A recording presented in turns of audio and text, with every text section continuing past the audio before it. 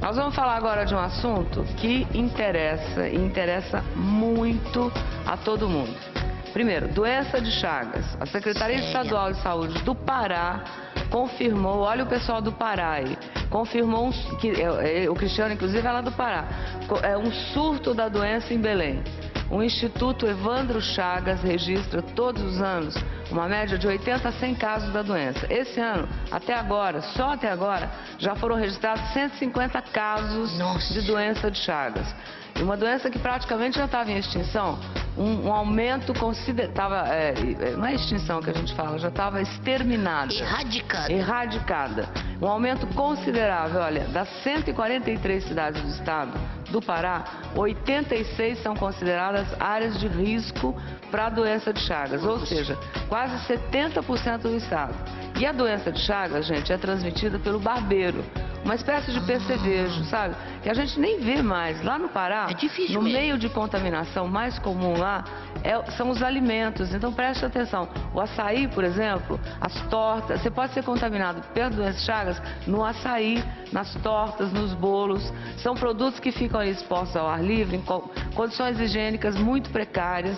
E aí nós resolvemos falar lá no Pará, conversar com o repórter Guilherme Mendes, que está com a coordenadora de estudos contra a doença de Chagas da Secretaria de Saúde, que eu queria entender melhor. Helenilde Góes. Bom dia, Guilherme. Bom dia, Ana. Bom dia a todos. Pois é, eu queria entender um pouco, porque até agora o que eu sei é que a doença de Chagas é transmitida através da picada do barbeiro, não é? Como é que pode eu comendo um bolo ou tomando um suco de açaí ser contaminada pela doença de Chagas? Eu não entendi. É assim, Ana, o que acontece? O barbeiro, ele se esconde, ele se refugia nos cachos de açaí, nos açaizeiros. Aí, quando ele é colhido, o manuseio dele é feito de uma forma não correta, ou seja, eles não passam por uma higienização correta, não é lavado de maneira correta, aí ele pode ficar entre as frutas. E aí, quando vai moer, ele é moído junto, ou se não... O bicho vai moído, o barbeiro moe junto ali para fazer o suco do açaí, é isso? Isso, exatamente. Ele é moído junto, ali fica na polpa, e quando a pessoa consome via oral, aí ela é contaminada pela doença. Mas pode ser contaminada por via oral? É isso que eu queria entender. Não tem que entrar na circulação sanguínea o vírus, o bichinho do barbeiro? Pois é, isso eu também vou tirar essa dúvida agora com a Helenilde Góes, que é coordenadora estadual de combate à doença de Chagas. Gente, como é que funciona essa contaminação via oral? Bom dia, Ana. Bom dia a todos. Bem, basicamente o que acontece é que nós temos várias maneiras de contaminação. No caso da nossa região, no Pará, a contaminação principal tem sido a transmissão oral, em que fezes do barbeiro ou partes dele contaminado contaminam os alimentos, que num processo de manipulação inadequada as pessoas vão ingerir e vão ter casos de doença de Chagas aguda. Agora, que é interessante, Ana, a bactéria, é isso que eu queria entender com a doutora. É um protozoário, Ana. Então, é um protozoário. É um protozoário, um micróbio. Isso. Tá, então esse exatamente, é um germe. Tá, ele entra na circulação sanguínea através do estômago, intestino, é isso? Exatamente, exatamente. Na verdade, no momento em que a pessoa ingerir um alimento contaminado, seja ele qualquer um, e aí veja bem, Ana, a gente tem um alto consumo de açaí aqui no estado, mas não é só o açaí, nós temos vários outros alimentos que já foram envolvidos em situações de risco. Nós temos situações em que bacaba, que é um fruto parecido com açaí, já teve surto aqui no Pará, e temos também situações em que até o camarão salgado já foi envolvido nesse processo de transmissão. Então, a pessoa ingere o alimento contaminado e, através da mucosa, até na boca, estômago, vai ser absorvido pelo corpo e vai gerar um quadro de doença de Chagas aguda.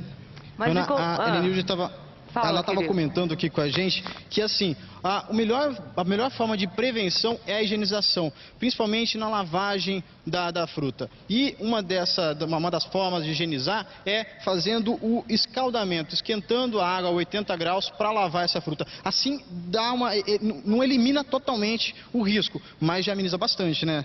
Com certeza. Nós, como o nosso problema principal é a transmissão oral, então a gente recomenda, a Vigilância Sanitária dos municípios já está trabalhando isso há algum tempo, recomendando as boas práticas de manipulação dos frutos de qualquer natureza, especificamente o açaí, como ele é muito consumido, a gente tem um trabalho mais ferrenho em relação a esse produto. Mas, doutora, se esse protozoário está sendo moído para fazer o suco do açaí, a pessoa que vai tomar o suco, como é que vai saber que naquele suco, ou está comendo bolo, que alguém usou a polpa, que foi feita em algum lugar? Não são todas as pessoas que manipulam a fruta para saber se foi o protozoário ou o bicho, o barbeiro está junto. Como é que faz? Então tem que parar de consumir açaí?